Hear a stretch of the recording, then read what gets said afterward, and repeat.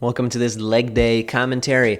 Now, a lot of the videos that have been popular on my channel lately have been knees over toes exercise focused. And in this video, I'm going to show you just a more typical leg day that's like heavy squats and lunges and just kind of heavy stuff that's not really exactly focused on knees over toes. Thought that might be helpful for you guys to see. Let's get right into it. All right, here we are in the warm-up. I like to, just for all my exercises, really do a real dynamic warm-up like this, but particularly on a leg day. Run down, back pedal, little A skips here you see me doing, and just running high knees we got going, or butt kicks, bounds, leaps and bounds. That's where we're focused on just reaching and applying force through the legs, whatever these are called, straight leg, toe tapping, movements there, and just basically get moving, get sweating. And then now we're doing some hip mobility, the fire hydrants. So my leg's at a 90-degree angle here, and I'm doing 5 reps per side per direction. So see me rotating out first, out, back, and in. Now back, out, and in. Back to front is this second one here that I'm doing, right? So 5 reps per side. Open up the groin, the hips here, very important. Hit a little child's pose there to more stretch out the groin. The yogi in me coming out, do a little yogi squat. This is just my favorite stretch ever, little yogi squat there. Now we're doing some striders. So it's going from a plank to a lunge, 5 per side, 10 per side, something like that. Just back and forth, get some dynamic movement of the groin, of the hips. Pop a little crow pose there. Another call out to the yogis, all my yogis watching. So first thing we're doing, squats. We got the yoke bar.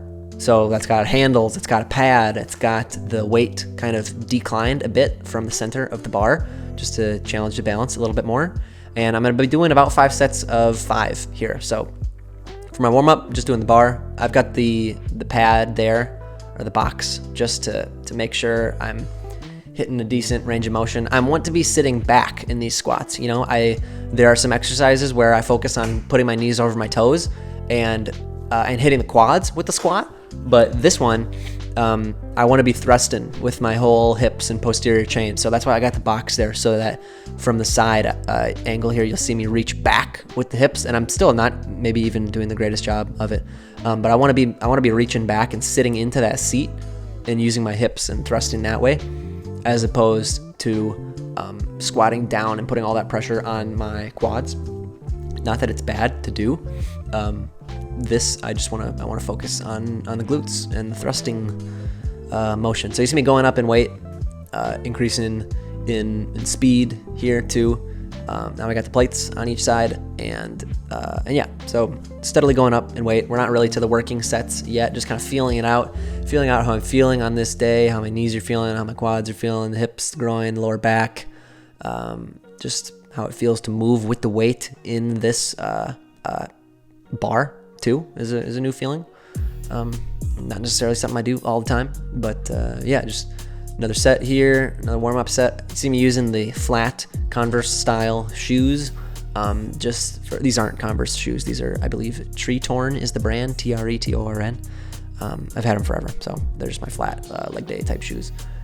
A little maneuverability there. Ka-chink, pop another weight on to the plate as we're heading in for the next set. And I would probably consider this a working set at this point. So we're gonna load it up and pop out 5 reps. So you see me engage the core, and the knees do go over the toes a little bit, but I'm mostly sitting back, and the spine is straight. That's a really important thing. I'm not rolling my back at all.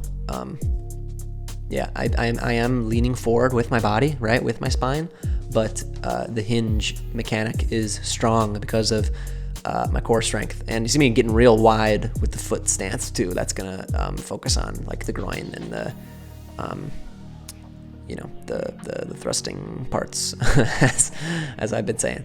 Got another 10 on there as well. I find once I'm into the working sets, I don't really consider the plate math too much. Like I think I've got 45 pounds on there, so it's technically 2 plates, but I like to just throw another 10 on there instead of instead of wasting time bringing weights on and off and on and off. And here we go, sitting for the thumbnail pose probably is right there. And then getting into the next set. Forget what set we're on, but it's hard at this point. Is all you need to know. Got the macro dosing podcast shirt merch there for all my macro dosers out there. Good podcast. I'm not really a fan of like Barstool in general, but more a fan of Arian Foster, who is on this Barstool podcast. Macro dosing, check it out. Arian Foster, cool guy. Used to play football. Now is just a person that, I follow still. Cool guy. Like I said, got my yellow clips on here too. I would say if you go to a big commercial gym, definitely invest in some clips. They're like $15 and they're going to last forever because, sometimes you don't have the good clips at your gym. And even if you do have good clips, people using them on and off every day is going to put way more reps on them than would happen if, you just use them once every couple days. So clips, get some. Now, the next thing we're doing is a superset of RDLs here, single leg RDLs and kettlebell swings. So I've got a couple heavy boys in each hand there. I like the fat bells just because the dumbbells kind of can get in the way and kind of clang around and bump into stuff. They take up more space than they need to, especially when the fat bells are an option here. So I use those. Excuse me. And what I'm focusing on here is flat in the foot through all four corners of the feet. And I'm slightly bending the knee of that working leg there, and I'm keeping a straight line in the spine all the way down to the knee. If they were basically my knee and shoulders are lined up around the rotating point of my hip. So they are rotating around that axis, and it's tough for balance. And yeah, that's why I like it. It is a challenging thing, a unilateral exercise too. And now I'm going to do 20 reps of kettlebell swing between here. And this is a heavy kettlebell, dude. It's like 70 pounds or something like that. But as you can see here with the kettlebell swing, we're hinging. I'm not really squatting, really. I'm focusing on hiking it back like a center. I was a long snapper in high school, actually. Fun fact. Among many things, I played lots of positions in football.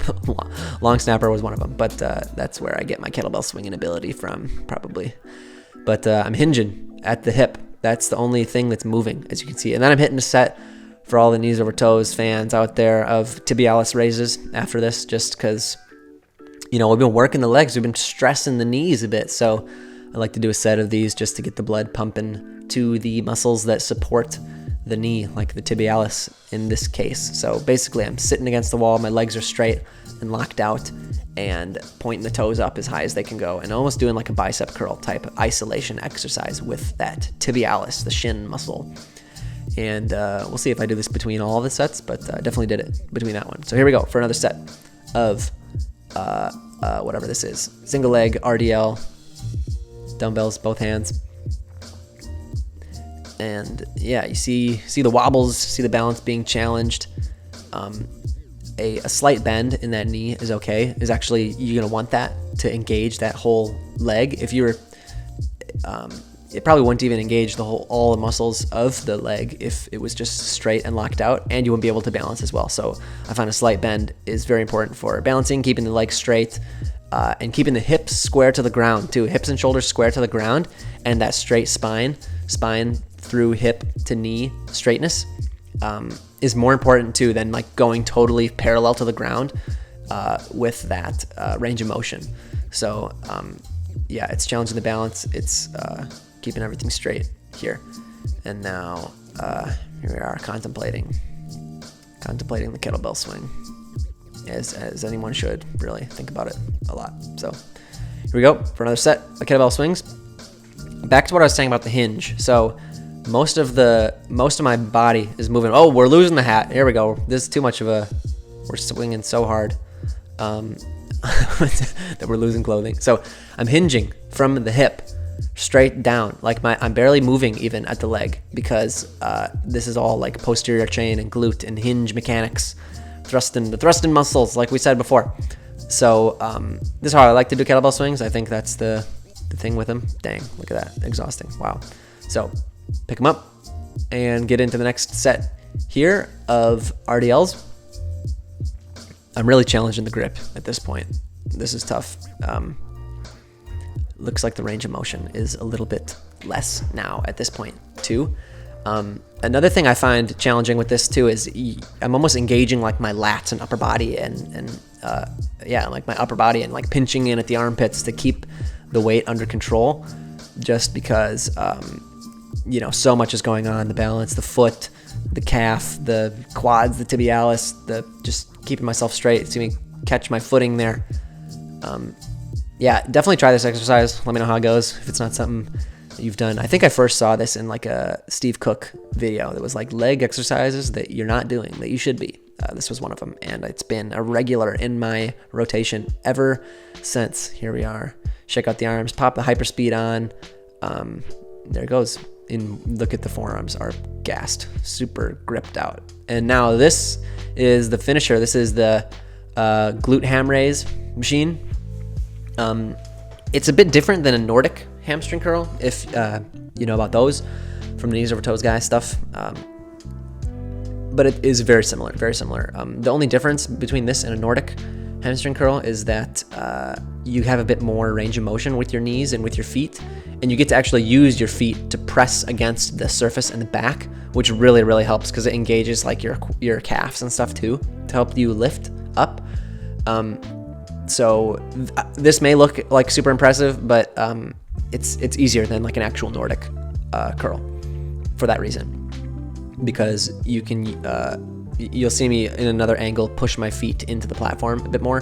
Here we go. You'll see. So like watch my toes. See how? So I'm pushing my toes in on the curl up and my heels in on the way down. So heels and toes. Boom. Heels and boom, toes. You can kind of see the movement in my feet happening, and that's what I'm focusing on. So when I'm down, I'm going down, I'm straightening my legs completely by pushing through the heels, and then I'm blasting my toes into the platform, boom, to get up and engage that whole posterior everything of the leg there to curl myself up. And this really focuses on like the part of the hamstring that connects like to the back of the knee, to the back of the knee, that part of the hamstring. And we're supersetting it here for that second set and the next set with some quad extensions, because why not? Always got to work the quads, pump those up too, especially with a more like thrusting and posterior chain focused workout with those squats, with the kettlebell swings, the RDLs. I like to give the quads a little love in this exercise, in this workout. So maybe get a better angle here on the curl. Here you can see my calves are engaged on the way up because of me pressing my feet and toes into the platform like that. And this I've been loving this exercise. I think this is one of those ones that has really helped my knees like just not feel bad. On my journey to knee recovery, this exercise I would say has been an important one. Just strengthening the hamstrings, strengthening the areas around the knee a lot. And boom, there we go. Last set here. On these quad extensions, I love that this machine here has the handles, because when you grab those handles and pull yourself into the pad, into the seat, that really makes sure that you're isolating just the quads moving. Another thing I'm focusing on is holding them out there for a second. Boom, if I can, for that set, for these 10 reps here. Hold it out there at the top to really squeeze the quads. And then I'm gonna pop it down one more peg, it looks like, for a little superset here for the final set. Here we go. Engage them, hold it out for a second, and let it go. And then pop them out, hold for a second, and let it go. And that is really what kind of makes up for the lack of hitting the quads in the rest of the workout. So really just doubling down on them at the end right here. And that's what I'm doing. And that's it for the commentary. Appreciate you guys watching. If you have any questions about my training, about how I accommodate, working through and around and after a knee injury, feel free to ask questions. And if you're wondering about my knee stuff specifically, maybe this is one of the first videos of mine you're seeing.